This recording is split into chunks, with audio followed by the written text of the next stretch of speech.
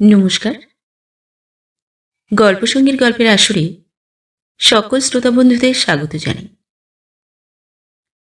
আজ আপনাদের শোনাব সাহিত্যিক বিমল করের লেখা গল্প বকুল গন্ধ।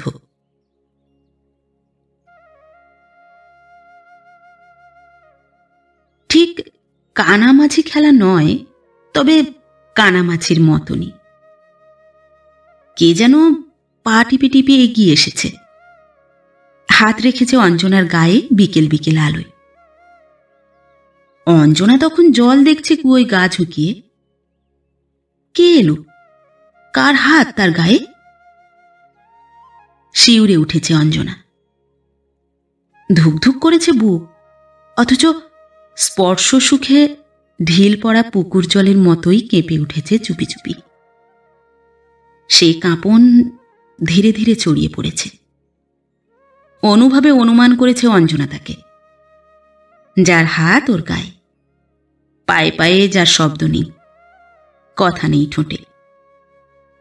যেন এরই অপেক্ষায় ছিল অঞ্জনা একা একা কুয়োতলায় বিকেল বিকেল আলোয়।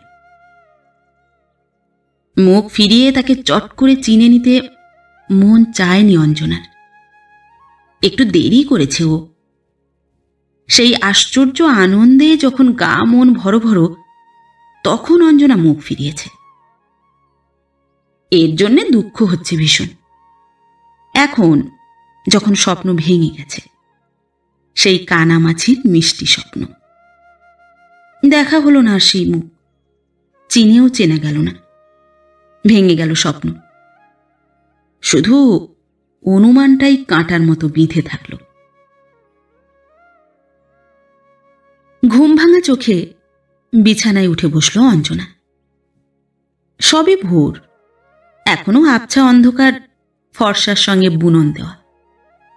শিরশির হাওয়া, গাছগাছালি ছেড়ে পাখি উড়ে যাচ্ছে আকাশে একটি দুটি করে, তাদের কাকলি। হালকা গন্ধ ভেসে আসছে মাঝে মাঝে, মিষ্টি গন্ধ বকুল ফুলের। জানালা দিয়ে বকুল গাছের মাথাটা দেখা যায়। কম্পাউন্ড ওয়ালের আড়ালে ঢাকা পড়েছে বকুলতলা। অঞ্জনা আনমোনা চোখে সেই দিকেই তাকিয়ে থাকে। বাতাসে গন্ধ। বিছানা ছেড়ে যখন নেমে এলো অঞ্জনা, রাতশাড়ির ভাঁজে তখনও অনেক আলস্য। গা থেকে সে আলস্য না মুছে ও শুধু একটু গুছিয়ে নিল। আঁচলটা জড়ালো গায়ে। মা আর মিন্টু অঘোর ঘুমে। দরজা খুলে আস্তে আস্তে বাইরে পথে এসে দাঁড়ালো অঞ্জনা। এত সকালে এখানে দাঁড়িয়ে? কে কে কথা বললে? অঞ্জনা চমকে উঠে চোখ তুলল।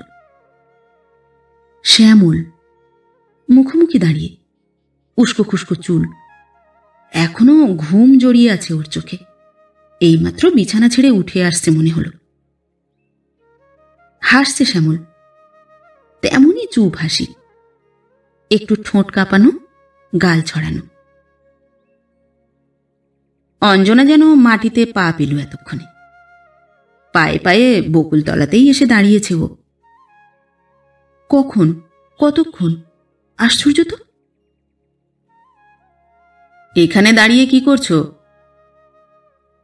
শ্যামল মুখে মুখেই হাসল আবার। বেড়াতে বেরিয়েছি। অঞ্জনা মৃদুস্বরে জবাব দিল, ঝরা বকুলের দিকে চেয়ে। মনে পড়ল শ্যামলের, কাল বিকেলে স্টেশন থেকে ফেরার পথে অঞ্জনা বলেছিল বটে, মর্নিং ওয়াক। কিন্তু কই বেড়াচ্ছ কই? তোমার বাড়ির গেট থেকে বকুলতলা বড়জোর 20 পা কি 25 পা, এতেই বেড়ানো হয়ে গেল? কাল সকালেও তোমায় এখানে দাঁড়িয়ে থাকতে দেখলাম। এ বেড়ানোয় শরীর সারে না। কথাটা শ্যামল বাড়িয়ে বলেনি। কাল সকালে এত ভোরেই হবে শ্যামল ওকে বকুলতলাতেই দেখেছে। সারা রাত ট্রেন জার্নি করে শ্যামল আসছিল, লাল চোখ, উদ্বিগ্ন, ক্লান্ত, হাতে সুটকেস। অঞ্জনা তখন এই বকুলতলাতে অন্যমনস্কভাবে দাঁড়িয়ে, শ্যামলকে দেখেও দেখেনি। কাছাকাছি আসতেই থমকে দাঁড়ালো শ্যামল, আর সেই মুহূর্তেই চেনাচিনি হয়ে গেল। 4 বছরের না দেখা দুটি মুখ এক নিমেষে 4 বছর পিছিয়ে এলো। খুবই অবাক হয়েছিল শ্যামল কাল সকালে। অঞ্জনা অতটা অবাক হয়নি। ও জানতো শ্যামল আসবে, শ্যামল আসছে, হয় তুফান এক্সপ্রেসে, নয় বোম্বে মেলে। বড়জোর বেলা 10টার প্যাসেঞ্জারে তো নিশ্চয়ই। মাসিমার, শ্যামলের মার অসুখ, টেলিগ্রাম গেছে কলকাতায়। সবই জানতো অঞ্জনা, সবই। পাশাপাশি বাড়ি, বহুদিনের পরিচয় পরিবারে পরিবারে। অঞ্জনারাই যে এখন এখানে থাকে না বরাবর, কিন্তু বাড়ি আছে, আসে ছুটি ছাটায়। বিশেষ করে যখন হাওয়া বদলাবার দরকার হয়, শরীর সারাবার প্রয়োজন। এ বাড়ি ও বাড়ির পারিবারিক বন্ধনটুকু তাই এখনো অটুট, অন্তত ওপরে ওপরে তাই। বাবা, মা, মাসি, মেশো, গুরুজনে গুরুজনে কোনো মনান্তর নেই, সবই আগের মতন, তেমনই হৃদ্যতা। সেই পুরনো অন্তরঙ্গতা শুধু 2 টুকরো সুতোর মতো আলাদা হয়ে গেছে একটি জায়গায়। সে জায়গায় আর কেউ নেই, কারো ছায়াও না। সেখানে শুধু শ্যামল আর অঞ্জনা। তোমার সঙ্গে আমিও একটু মর্নিং ওয়াক করবো নাকি? শ্যামল তেমনি ভাবেই তাকিয়ে, এখনো সেই চুপ হাসি। অঞ্জনা কি জবাব দেবে, না আপত্তি জানাবে মাথা নেড়ে? মুখে আপত্তিটা তুলতে পারলে ভালোই হতো। শ্যামলের সঙ্গে দেখা নতুন করে, মাত্র 24 ঘন্টা। এই 24 ঘন্টার মধ্যেই বড় কাছাকাছি এগিয়ে এসেছে ও। এতটা ভালো নয়। কাল সকালে সেই হঠাৎ দেখা, মুখোমুখি দাঁড়ানো। শ্যামলের একটি প্রশ্ন, 4 বছর পরে একটি কথা, মা কেমন আছে? বিকেলে সেই একটি কথাই শত কথা হয়ে দেখা দিল। উচিত হয়নি অঞ্জনার পিছন ডাক শুনে দাঁড়ানো। মিন্টুকে সঙ্গে করে স্টেশনে বেড়াতে গিয়েছিল রোজকার মতোই বিকেলে। ফেরার পথে অঞ্জনার একাই পথ হাঁটা উচিত ছিল, কিন্তু ওভারব্রিজের নিচে নামতেই পিছন থেকে ডাক দিল শ্যামল। ডাক্তারের সঙ্গে কথা বলে ফিরছে। অঞ্জনা দাঁড়াল। মিন্টু ছুটে গিয়ে শ্যামলের হাত ধরে ফেলল। তারপর ওরা পাশাপাশি হেঁটেছে, কাঁকর ছড়ানো, গাছগাছালি ঢাকা শূন্য পথ দিয়ে, মাঠ ভেঙে। তখন গোধূলি। রাজপাহাড়ের মাথায় আকাশ রং খেলছে, জংলি বাতাস আসছে ঝাপটা দিয়ে। পথ হাঁটছে ওরা দুজনে পাশাপাশি। মিন্টু ছুটতে ছুটতে এগিয়ে গেছে অনেকটা। 4 বছর পরে আবার এই পাশাপাশি পথ হাঁটা। 4 বছর আগের কথাটাই মনে পড়েছে দুজনেরই। আর অস্বস্তি, অদ্ভুত অস্বস্তিতে দুজনেই কেমন গুমোট মন। শেষ পর্যন্ত গুমোট ভাবটা কাটিয়ে উঠল শ্যামলী। সকালে সেই একটা কথাই যেন পথ খুলে গিয়েছে আবার। 4 বছর পরে অঞ্জনার সঙ্গে আলাপ আলাপনের। আশ্চর্য, প্রথম প্রথম শ্যামলের গলা কেঁপেছে, সহজ স্বতঃস্ফূর্ত কথাগুলো জড়িয়ে গেছে জিভে। ধীরে ধীরে কখন যেন সেই ভাবটাও কেটে গেল। অঞ্জনাও প্রথম প্রথম মুখ বুজেছিল একেবারেই বোবা হয়ে। একটি দুটি হাঁ না আর বুক চাপা নিঃশ্বাস ছাড়া অঞ্জনা দ্বিতীয় কোনো শব্দ পর্যন্ত করতে পারেনি। ভয় ভয় করেছে, ঘা লেগেছে কোথায় যেন। আত্মসম্মানেই বোধ হয়, নাকি আর কিছুতে, অন্য কোথাও। কিন্তু সেই অঞ্জনাও শেষ পর্যন্ত অবাক হল। মোটামুটি কথা বলল, একসঙ্গে হেঁটে বাড়ি ফিরে এলো। আশ্চর্য, কেমন করে যে এতটা সহজ হতে পারল ওরা পরস্পরের কাছে, কে জানে। অথচ এই শ্যামল যখন সবেমাত্র একটি দুটি কথা বলে আবার পুরনো হতে চেষ্টা করছে, অঞ্জনার তখন গা ছমছম করছিল। হঠাৎ না জানি কেন সে কাপড় তুলে দিয়েছে মাথায়। জনবিরল সেই পথে সন্ধ্যাবেলায় শ্যামলের কাছে হঠাৎ মাথায় কাপড় তুলে দেওয়ার কোনো কি দরকার ছিল? তবু যদি সেটা থাকত। পথ হাঁটতে হাঁটতে কথায় কথায় কখন যেন খসে গেছে। এই বকুলতলার কাছাকাছি এসে শ্যামল যখন বললে, তোমার স্বামী শুনেছি ডাক্তার, কিন্তু ভদ্রলোক তার স্ত্রীর স্বাস্থ্য তো ফেরাতে পারলেন না। একেবারে তেমনই আছো তুমি, তেমনই রোগা।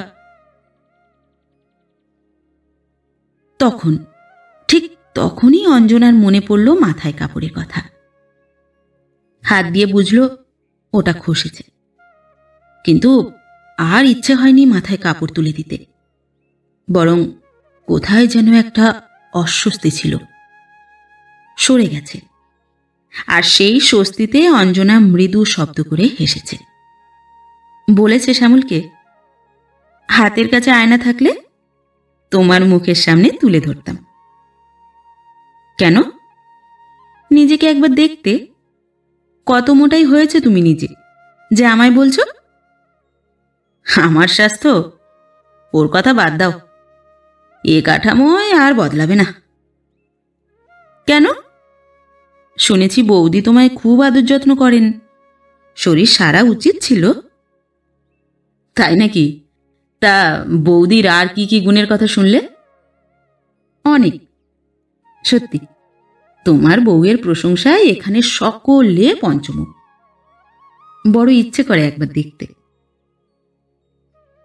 অঞ্জনা হঠাৎ থামল, গলাটা একটু বুঝি ভারী শোনাল। বললে, অমন বউ তোমার। শ্যামল যেন কি একটা বলতে গিয়ে থেমে গেল। অঞ্জনাও কয়েক মুহূর্ত নিঃশব্দে দাঁড়িয়ে থেকে বাড়ির পথ ধরল। রাত্রে শুয়ে শুয়ে অঞ্জনার কত কথাই মনে পড়েছে। সকালের এই দেখায় আবার যেন সেই পুরনো কথাই গুনগুনিয়ে উঠেছে। এতটা ভালো নয়, ভালো নয়। কি লাভ এতে? বরং ক্ষতি, অনেক ক্ষতি। ব্যাপার কি? চুপচাপ দাঁড়িয়ে থাকলে যে? যাবে না বেড়াতে? চলো একটু ঘুরে আসি সকালবেলায়। কথা বললে না অঞ্জনা, শুধু পা বাড়াল। কটি বকুল ঝরল পথে। ধবধবে ফর্সা হয়ে এসেছে আকাশ বাতাস। হু হু হাওয়া বয়ে যাচ্ছে একটানা। খানিকটা পথ হেঁটে ওরা মাঠে এসে দাঁড়িয়েছে। বসবে নাকি? শ্যামল বললে। না। অঞ্জনা মাথা নাড়ল। হাঁটবে আরো? চলো। না, অঞ্জনা বসবে না, কখনোই বসবে না এই মাঠে। এমনিভাবে ওরা একসময়ে অনেক বসেছে, সকালে, সন্ধে, পূর্ণিমায়। দুজনে ঘন হয়েছে তখন। কথা বলেছে কি বলেনি, হাতে হাত রেখে পাতা পড়ার শব্দ শুনেছে। তখন যা মনে হতো, আর মনে হলে যে সুখে আশায় সর্বাঙ্গ অসহ্য আনন্দে টনটন করে উঠত, এখনো যদি তাই মনে হয়, আর তেমনি ভাবে সুখ আসে চোখে, মনে, বুক দুরু দুরু করে, তাহলে কি করবে অঞ্জনা? পারবে সহ্য করতে? উচিত হবে সহ্য করা? না না, সে অসম্ভব, অসম্ভব। সূর্য উঠল, চলো ফিরি, বলল অঞ্জনা আরো খানিকটা এগিয়ে এসে। চলো। ফিরতি পথ ধরল শ্যামল। পুকুরের পাশ দিয়ে ফিরতে ফিরতে শ্যামল হঠাৎ দাঁড়াল। আঙুল দিয়ে দেখালে পুকুর পাড়ে হেলে জল ছুঁই ছুঁই কামরাঙা গাছটা। বললে, দেখেছ সেই গাছটা এখনো তেমনি ভাবেই দাঁড়িয়ে আছে। অঞ্জনা তাকিয়ে তাকিয়ে দেখল। ওই গাছটা দেখলেই আমার সেই সাপের ছোবল খাবার কথা মনে পড়ে যায়। আর একটু হলেই। অঞ্জনারও মনে পড়েছে সে কথা। একদিন ঘোর বর্ষায় দুপুরবেলায় ওরা দুজন মিলে বর্ষায় ভিজতে বেরিয়ে পড়েছিল বাড়ি ছেড়ে। কি ছেলে মানুষই করত তখন।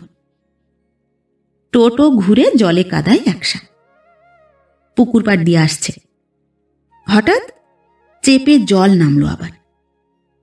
ছুটতে ছুটতে শ্যামল আর অঞ্জনা এসে দাঁড়ালো ওই গাছতলায়। কামরাঙার পাতায় কতটুকু জল আটকে ছিল আজ আর মনে নেই, কিন্তু মনে আছে সেই চিৎকার।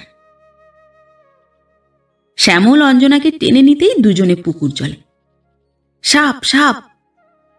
ভয়ে কাঠ অঞ্জনা। কামরাঙার ডালের গা বেয়ে লিকলিক গা দুলিয়ে একটা সাপ ঝুলছে। অঞ্জনা শ্যামলকে আঁকড়ে ধরেছে সবটুকু জোর দিয়ে সেদিন। অঞ্জনা মনে মনে সমস্ত ঘটনাটাই একবার ভেবে নিলে। এখনো ফিকে হয়ে আসেনি সে দৃশ্য। ভালোই হতো, অঞ্জনা বলল, ঠোঁটের কোণে একটু ম্লান হাসি এনে। কি আর ভালো হতো? মরে যেতাম। শ্যামল তাকালো অঞ্জনার দিকে। একটি শিরা নীল হয়ে ফুটে উঠেছে গলায়, দপদপ করে কাঁপছে। কপালে কটি রেখাও স্পষ্ট হয়ে উঠেছে অঞ্জনার। রাগ করছো নাকি? শ্যামল পথ চলতে শুরু করল। না। আমি কি আর তোমার রাগ বুঝি না? তবে আর মিছিমিছি জিজ্ঞেস করছো কেন? দুজনেই চুপ। পথ শেষ হয়ে এলো। আর কতটুকু? তোমায় একটা কথা বলবো ভেবেছিলাম। শ্যামল অগোছালোভাবে কথা বলছে, মুখে চোখে চাপা আবেগ। অঞ্জনা অপেক্ষা করছে, ভয় কৌতূহলে দুরু দুরু বুক। দেখো অঞ্জনা, যা হয়ে গেছে তা অপ্রিয়। আমি চাইনি, কখনো ভাবিনি অমন বৃষ্টি একটা কাণ্ড হতে পারে। সে সমস্ত কথা ভাবতেই যেন কেমন লাগে। নিজেকে বড় ছোট মনে হয়, কেমন একটা গ্লানি অনুভব করি। এই কটি কথা বলতেই পথ শেষ। শ্যামলদের বাড়ির গেটের কাছে তারা পৌঁছে গেছে। দাঁড়ালো দুজনেই। একটু ইতস্তত করে শ্যামল আবার বললে, আবার যদি কখনো দেখা হয়, আমরা যেন পরস্পরের দিকে তাকিয়ে হাসি মুখে কথা বলতে পারি, কুশল প্রশ্ন করতে পারি, শুধু এইটুকুই। শ্যামলের যেন আরও কত কথা বলার ছিল, বলল না। গেট খুলে চলে গেল। অঞ্জনা পাথর দাঁড়িয়ে দাঁড়িয়ে দেখল শ্যামলকে, সেই শ্যামলকে যে একদিন ওকে সাপের ছোবলের মুখ থেকে বাঁচিয়েছে, আর একদিন নিজেই সাপের মতো ছোবল দিয়ে সরে গেছে। অদ্ভুত মানুষ। অঞ্জনার বুকে কোথায় যেন একটা মোচড় দিয়ে উঠছে। পা পা করে ও এগিয়ে যেতে লাগল। সেই বকুলতলা, তেমনই গন্ধ, বড় মিষ্টি, সব কিছু ভুলিয়ে দেয়, উন্মনা করে তোলে, মুঠো মুঠো ঘুম ছড়িয়ে দেয় চোখে। হঠাৎ যেন অঞ্জনার সেই কানা মাছির মিষ্টি স্বপ্নও আবার ভেসে এলো চোখে। সেই না দেখা মুখ, সেই গা ছোঁয়া হাত। বকুলতলায় দাঁড়িয়ে থাকলো অঞ্জনা। পরের দিন সকালে আবার দেখা। চললাম। হাতের সুটকেস মাটিতে নামিয়ে শ্যামল একটু দাঁড়াল, সিগারেট ধরিয়ে নিল, হাসলো এই সকালের মতনই। স্বচ্ছ হাসি। শীঘ্রই আবার দেখা হবে। কলকাতায়? কলকাতায় কেন, এখানেই। কলকাতায় কি বকুলতলা আছে? ঢিলে গলা, হাসি খুশি জড়ানো। শ্যামল বললে, মা একটু ভালো, তবে বিশ্রাম চাই। তোমার বৌদিকে নিয়ে হপ্তাখানেকের মধ্যে আবার আসছি। টানা ছুটি নেব 1 মাসে। তোমরাও তো এখন আছো কিছুদিন, বেশ হইচই করে কাটানো যাবে। শ্যামল সুটকেস তুলে নিল। লিখে দাও তোমার শ্রীমৎ প্রভুকে, ডাক্তারি শিখে তুলে চলে আসুক এখানে। আচ্ছা যাই, বোম্বে মেল বুঝি এসেই পড়ল। শ্যামল এক পলকের জন্যে অঞ্জনার চোখে চোখ রাখল। আসি। শ্যামল চোখ ফিরিয়ে নিল। এসো। অঞ্জনা মাটিতে চোখ নামাল। চোখ তুলে অঞ্জনা দেখে শ্যামল হনহন করে এগিয়ে চলেছে। সামনের রাস্তায় আর কেউ নেই, একেবারেই ফাঁকা। একটাই শুধু মানুষ, তার সাদা পাঞ্জাবি হাঁটার তালে মুচড়ে মুচড়ে উঠছে।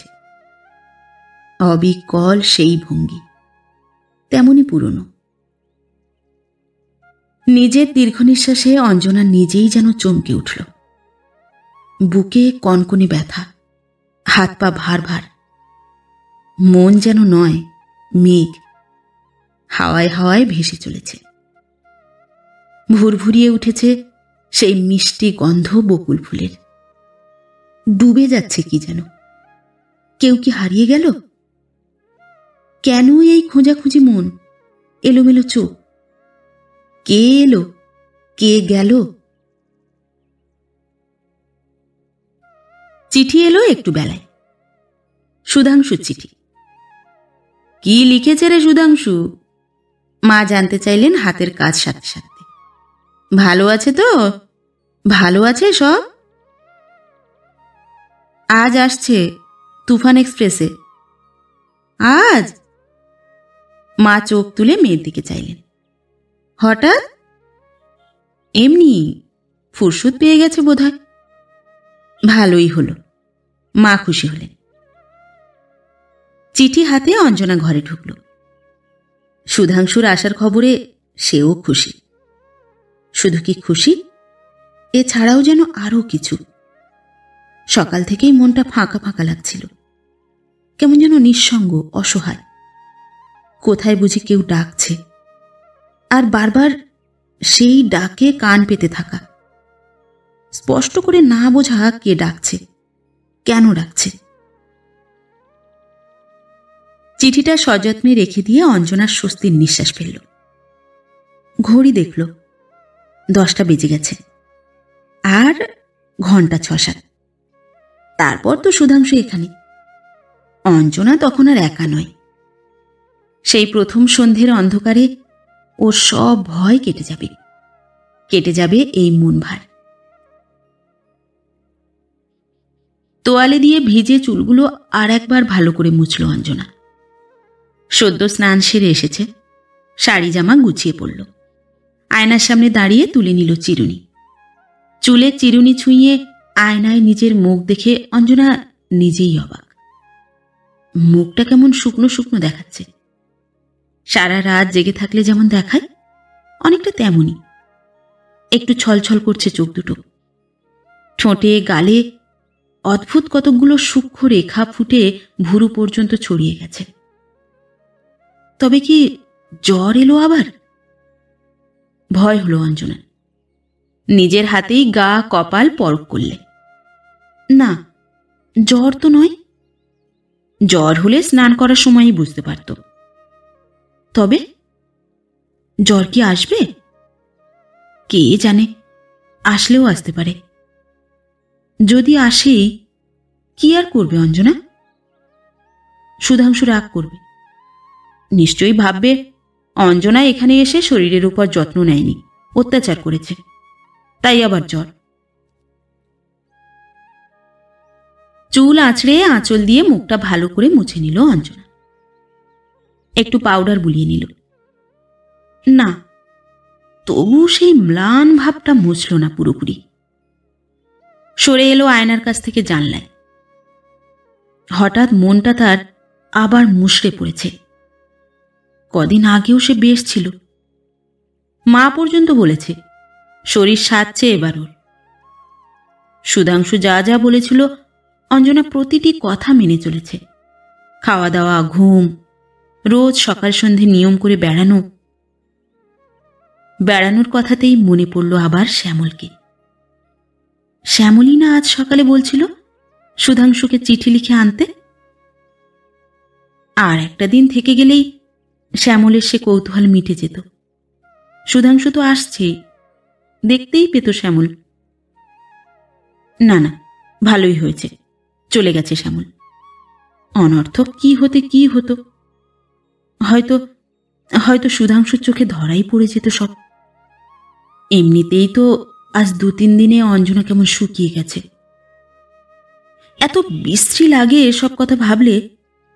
ভূতের মতন ভর করেছিল সেই সমস্ত ভাবনাই এ কদিন। অঞ্জনার চোখ দুটো আবার জ্বালা করে উঠল, ভীষণ জ্বালা, সারা গা যেন জ্বালা করছে। ঘর ছেড়ে পাশের ঘর থেকে সোজা বারান্দায় এসে দাঁড়ালো অঞ্জনা। কি যেন খুঁজছে ও। মা কই মা? ওর কি জ্বর এলো আবার? মিন্টু! অঞ্জনা ডাক দিয়ে থেমে গেল। বারান্দার এক কোণে বসে মিন্টু তার খেলনাপাতি পুতুল সাজিয়ে এক মনে মালা গাঁথছে। ফ্রকের কোঁচড় ভরে ফুল কুড়িয়ে এনেছে, বকুল ফুল। ফুল আর মালা চোখে পড়তেই অঞ্জনা চুপ করে গেল। মাথার মধ্যে কোথায় যেন একটা শিরাতে কেউ জ্বলন্ত দেশলাই কাঠি ছুঁইয়ে দিলে। হঠাৎ, একেবারে হঠাৎই। দ্রুত পায়ে মিন্টুর কাছে এসে ঠাস করে এক চড় বসিয়ে দিলে গালে। পায়ে করে ঠেলে ফেলে দিল খেলনাপাতি। হ্যাঁচকা টানে মালা ছিঁড়ে দূর করে ছুঁড়ে ফেলে দিল মাঠে। কোঁচড় থেকে ফুলগুলো মাটিতে ছড়িয়ে পড়েছিল। মিন্টু প্রথমটায় থতমত খেয়ে তারপর ডুকরে কেঁদে উঠল। কাঁদছিস কেন? মিন্টুর চুলের বিনুনি ধরে ঝাঁকিয়ে দিল অঞ্জনা। যা বারণ করব তাই, বুড়ো ধাড়ি মেয়ে। নিয়ে আয় শিগগিরি ঝাঁটা, এনে পরিষ্কার করে এই সমস্ত জঞ্জাল। পায়ের বুড়ো আঙুল দিয়ে কতগুলো বকুল ফুল ঠেলে ফেলে দিল অঞ্জনা। যত নোংরামি আর অসভ্যতা! যা নিয়ে আয় শিগগিরি ঝাঁটা। মিন্টুর কান্নায় মা এসে দাঁড়ালেন। মিন্টু ঝাঁটা এনে বারান্দা পরিষ্কার করতে লাগলো। কেঁদে কেঁদে তারই ফাঁকে অভিযোগটা দিদিমাকে জানিয়ে দিচ্ছিল। তোর বড় হাত হয়েছে অঞ্জনা, মা ক্ষুব্ধ কণ্ঠে বললেন। অযথা ওকে মারলি কেন? মারব না তো কি পুজো করব? যত রাজ্যের রাস্তার জঞ্জাল কুড়িয়ে এনে ঘরদোর নোংরা করছে মেয়ে। গলায় অসম্ভব ঝাঁঝ অঞ্জনার। জঞ্জাল? মা অবাক হয়ে মেয়ের রাগ টকটকে মুখের দিকে তাকালেন। ও মা, বাড়ির পাশের বকুলতলা, সেখান থেকে ফুল কুড়িয়ে এনে ও বেচারি গাঁথছে, এর মধ্যে আবার জঞ্জালটা পেলি কোথায়? তুমি যাও তো মা, নাতনিকে আদর দিয়ে দিয়ে আর মাথাটি খেও না। জানি না বাপু অত শত, তুইও তো সেদিন পর্যন্ত ওই বকুলতলা থেকে ফুল কুড়িয়ে এনে মালা গাঁথতিস, ঘরে টেবিলের উপর ছড়িয়ে রাখতিস। মা! অঞ্জনা চিৎকার করে উঠল, এত বিশ্রীভাবে যে সেই কর্কশ স্বর ওরও কানে লাগল। মা মিন্টুকে নিয়ে চলে গেলেন। জ্বর নয়, তবে জ্বরের মতন। কেমন একটা ঘোরের মধ্যে বেলা গড়িয়ে দুপুর শেষ হয়ে বিকেল হল। অঞ্জনা ভালো করে বুঝতেই পারল না। গা ধুয়ে সারাদিনের জ্বালা অনেকটা তবু জুড়িয়ে নিল। পরিপাটি করে প্রসাধন সারল। খুশি হলো মনে মনে। সুধাংশু কি বুঝতে পারবে তার মনোপীড়ন? মুখে মুখে কোথাও কি তার চিহ্ন থাকল? না না, সাজে সজ্জায় সে কলঙ্ক মুছে ফেলেছে, ঢেকে ফেলেছে। মিন্টুকে নিয়ে সময় মতো স্টেশনে পৌঁছে অঞ্জনা দেখে ট্রেন সবে এসেছে। সুধাংশুকে দেখে অঞ্জনার বুকের মধ্যে হঠাৎ যেন একরাশ হাওয়া তাল হয়ে পাকিয়ে নিঃশ্বাস প্রশ্বাস বন্ধ করে দিলে কয়েক মুহূর্তের জন্য। তারপর সব ঠিক। বুকের বোঝা ধীরে ধীরে কোথায় যেন সরে গেল। তার বদলে বেশ সাহস পেয়েছে এতক্ষণেও। রোগের সময় ডাক্তার এলে যেমন হয় তেমনি। বাড়ির পথে হাঁটতে হাঁটতে সুধাংশু বলল, ওয়ান্ডারফুল জায়গা। তুমি তো তেমন কিছু ইমপ্রুভ করনি, সামান্য। থাকো কিছুদিন, আরো ভালোই হবে। আহ, কি স্বস্তি। অঞ্জনা আরও যেন হালকা বোধ করল নিজেকে। বেশি হোক কম হোক, শরীর তো তার সেরেছে একটু। সুধাংশুর চোখ নিশ্চয়ই ভুল করবে না। অযথাই সে সকালে অতটা ভয় পেয়ে গিয়েছিল। সত্যিই তো, শরীর না সারার কি আছে? মনটা হয়তো কদিন আবার মাত্র 2-3 দিন কেমন যেন হয়ে গিয়েছিল। কিছু ভালো লাগেনি খেতে, শুতে, বসতে। তাতে আর কি এমন হতে পারে? কিছুই না, কিচ্ছু না। আশ্বিন কি ফাল্গুনের কোনো কোনো সকালে ঘুম থেকে চোখ মেলে হঠাৎ যেমন খুশিতে মন ভরে ওঠে, গুনগুন করে ওঠে গান।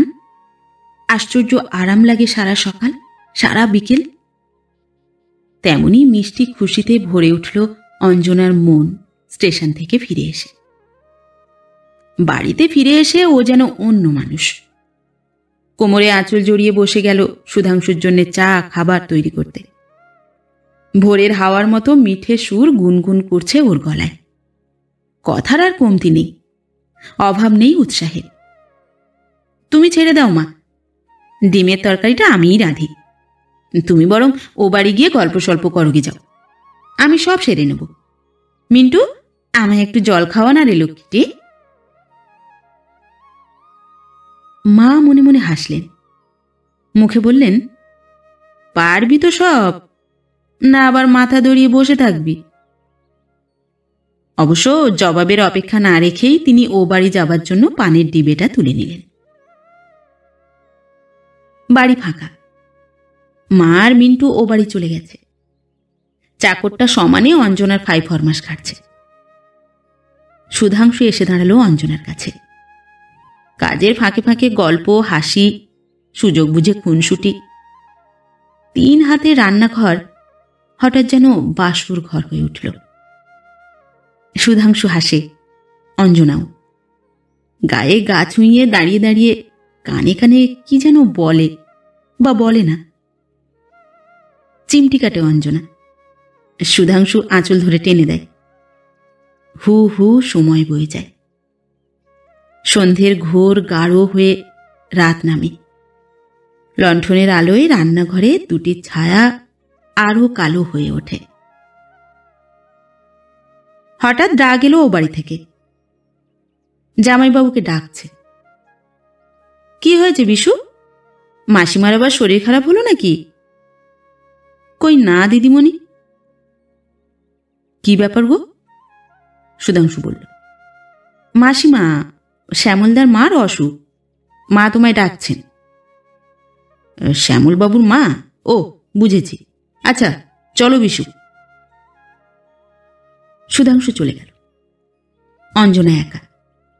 রান্নাঘরের দরজা ভেজিয়ে ও গেল কলঘরে, সেখান থেকে শোবার ঘরে। শাড়ি জামা বদলে ফেলল অঞ্জনা।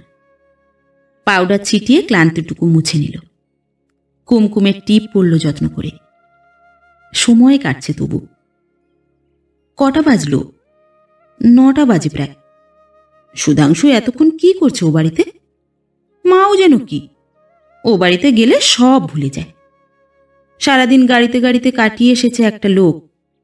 কোথায় সকাল সকাল খেয়ে দিয়ে শুয়ে পড়বে তা না, সেই রাত দুপুর। 9:30 বাজতে চলল। মনে মনে অসম্ভব বিরক্ত হচ্ছে অঞ্জনা। ছটফট করছে ঘরময়, একা একা। হলো কি লোকগুলোর? সব ও বাড়িতে গিয়ে যে দিব্যি জমিয়ে বসল। এখানে ও একা পড়ে রয়েছে, কারোর কি সেদিকে হুঁশ নেই? শোবার ঘরের পর্দা সরিয়ে অঞ্জনা বারান্দায় এসে দাঁড়াল। ফুরফুরে হাওয়া দিয়েছে, আকাশ যেন ততটা কালো নয়, জল জল করছে অজস্র তারা। চুপটি করে অঞ্জনা দাঁড়িয়ে দাঁড়িয়ে তাই দেখছে, কিন্তু মনে মনে কেমন যেন অস্বস্তি, উদ্বিগ্নতা। তবে কি মাসিমার কিছু হলো নাকি? আবার বাড়াবাড়ি? শ্যামল যে বললে মাসিমা ভালো আছে, কে জানে কি হলো আবার হঠাৎ। আর বিশুটাও একটা উজবু, দিব্যি বলে দিয়ে গেল কিছু না দিদিমণি, নিশ্চয়ই কিছু একটা হয়েছে, নয়তো এত দেরি করে সুধাংশু। কপাল দেখো, আজই আবার শ্যামল কলকাতায় ফিরে গেল। আশ্চর্য ছেলে, শুধু কর্তব্যটুকুই ওর জানা আছে, আর কিছু না। দরদ, ভালোবাসা, টান কিছুই ওর নেই, এমনকি মার উপরে। বউয়ের ওপর আছে কিনা তাই বা কে জানে। নিষ্ঠুর নিষ্ঠুর। ওপর থেকে শ্যামলের এই নির্মম মনকে বোঝা যায় না। কাছে গেলে, ওর বুকে বুক দিয়ে নির্ভর করতে চাইলেই তবেই বোঝা যায়। গেট খোলার শব্দ হলো। সুধাংশু আসছে, একা। এত দেরি যে? এমনি শ্যামলবাবুর মার অসুখ বিসুখের কথা হচ্ছিল, তারপর ও বাড়ির কর্তাদের পাল্লায় গিয়ে পড়লাম। গল্পগুজব হলো খানিকক্ষণ, বেশ লাগলো। মা এলো না? আসছেন। অঞ্জনা চুপ করে আকাশের দিকে চেয়ে থাকল। সুধাংশু ওর পাশটিতে এসে দাঁড়িয়েছে। তোমার জন্যে একটা ওয়ান্ডারফুল জিনিস নিয়ে এসেছি। সুধাংশু হাত পিছু করে দাঁড়িয়ে মুচকি হাসল। অঞ্জনা তাকালো স্বামীর দিকে। তাকাচ্ছ কি? এ বস্তুটি সহজলভ্য হলেও সিম্পলি চার্মিং। সুধাংশু পিঠের আড়াল থেকে হাত বের করে অঞ্জনার মুখের কাছে তুলে ধরল। কি মিষ্টি গন্ধ! বকুল ফুল গো, বকুল ফুল। গন্ধই ধক করে গন্ধটা অঞ্জনার নাকে গেল।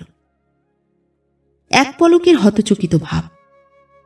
তারপর অঞ্জনার নাক, মাথা, গলা যেন সেই গন্ধে বিষিয়ে উঠল মুহূর্তেই।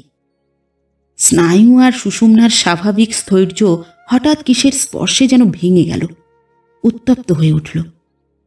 জ্বলে গেল সারা গা। দম আটকে এলো অঞ্জনার।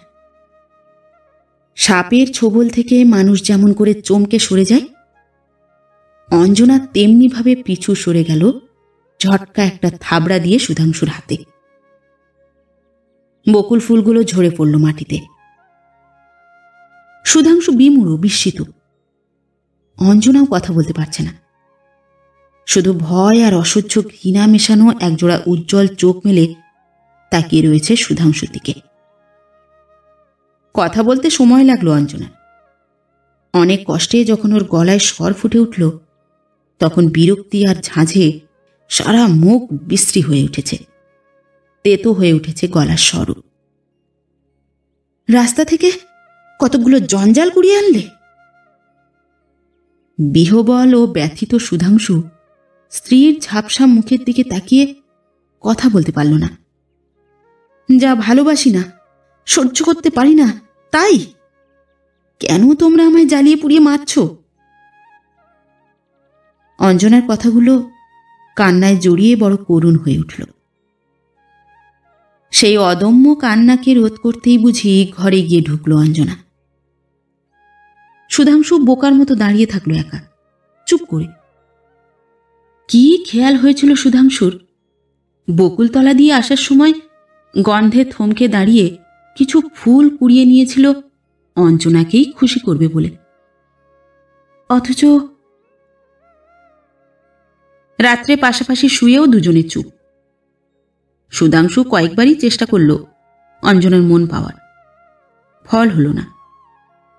অঞ্জনা সেই তখন থেকেই যেন কেমন হয়ে গেছে, না কথা, না হাসি, না আর কিছু।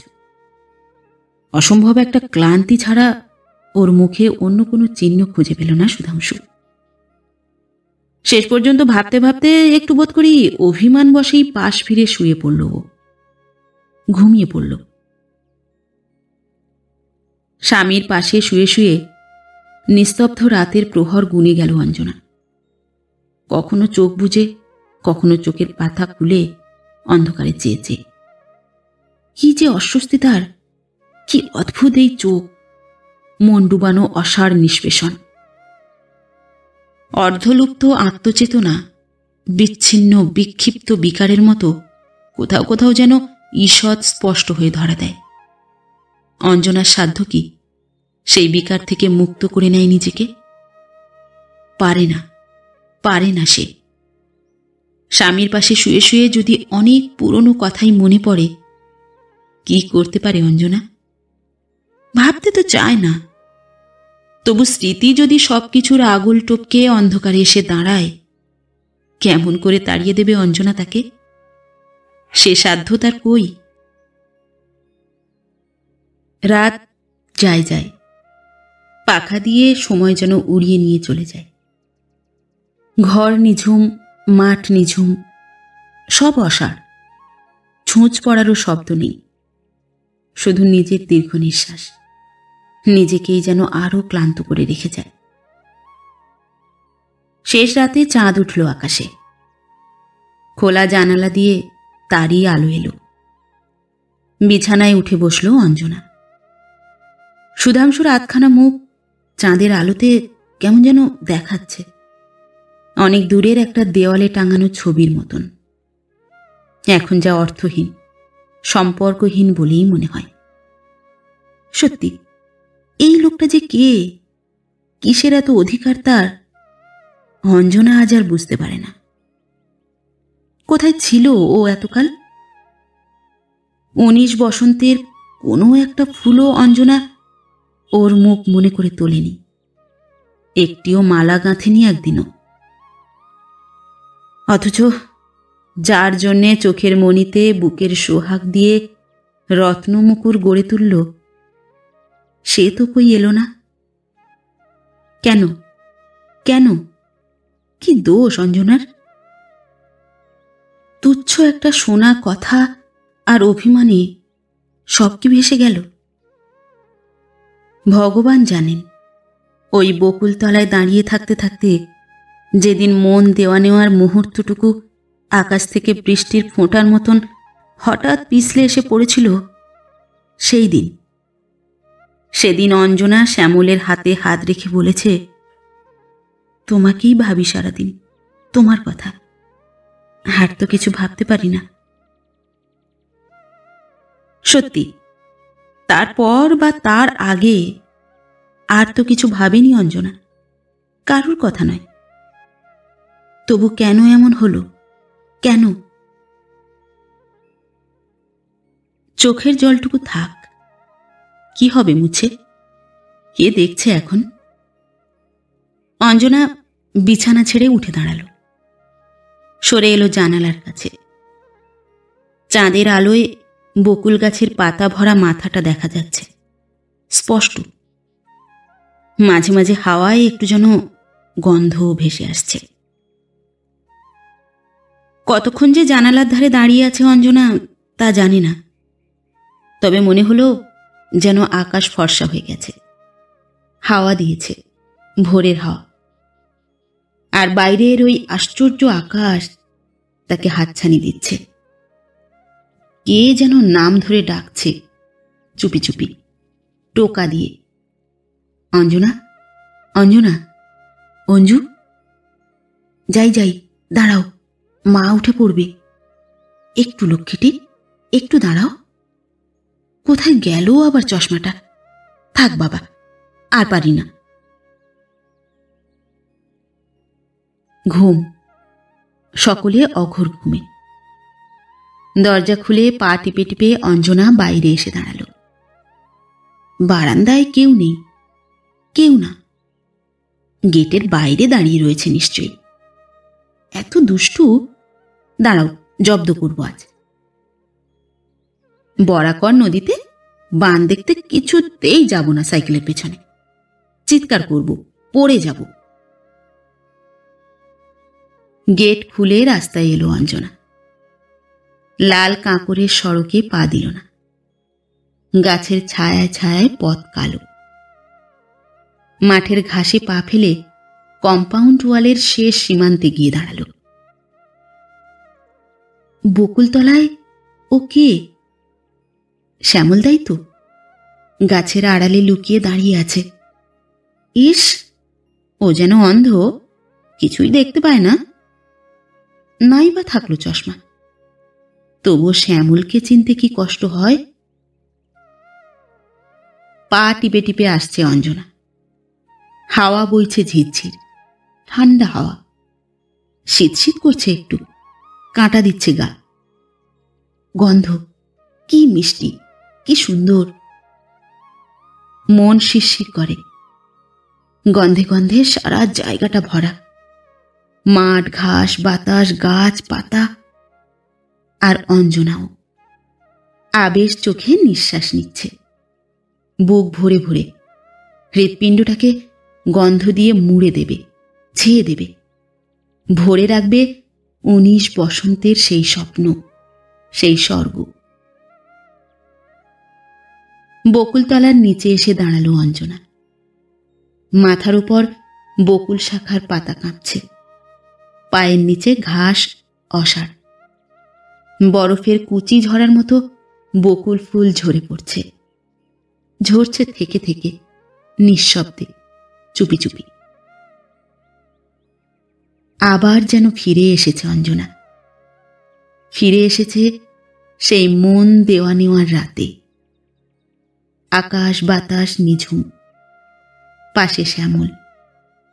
উষ্ণ স্পর্শ, দুটি হাত দুটি হাতে। ঠোঁট কাঁপছে, কথা কই।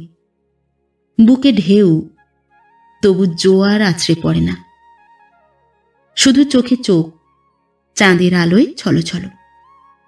তাতেই অনেক কথা বলা হয়ে যায়।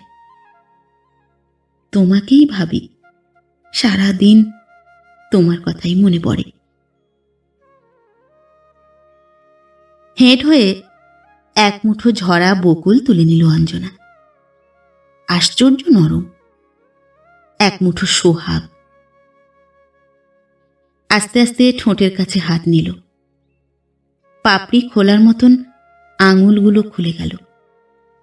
নাকে ঠোঁটে ছোঁয়া লাগলো কটি ফুল। ভুরভুরে মিষ্টি ছোঁয়া। আলতো করে কেউ বুঝি ঠোঁট ছুঁয়ে দিয়েছে।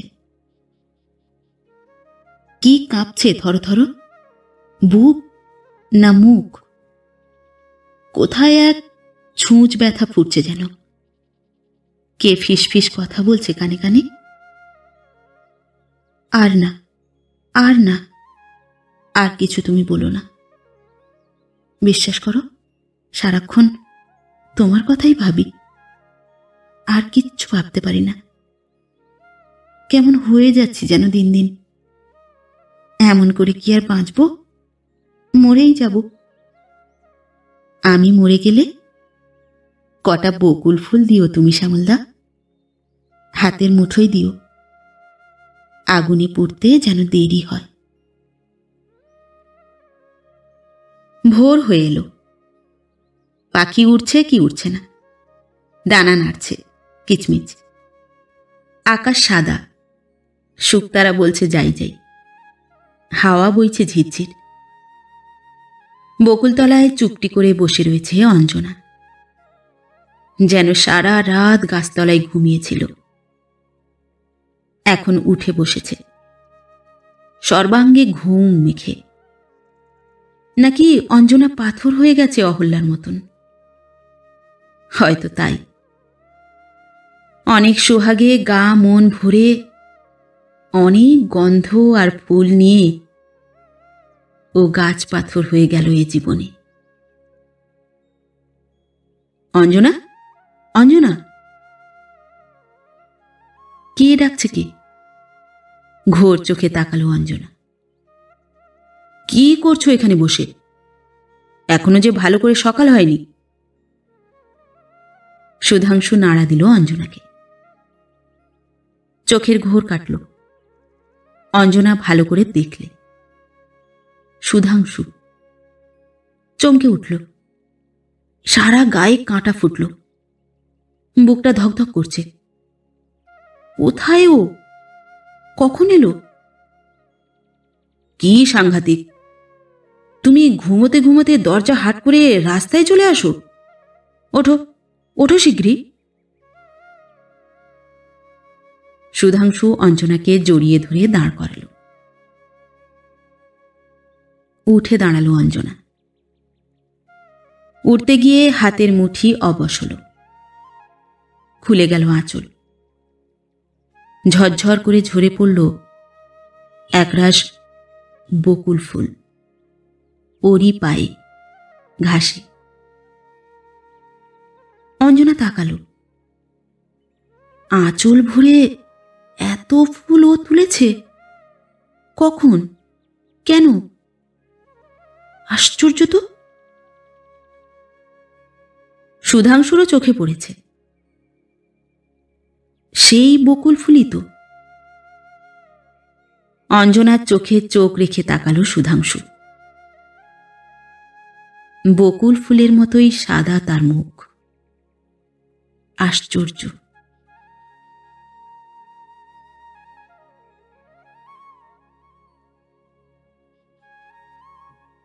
নমস্কার।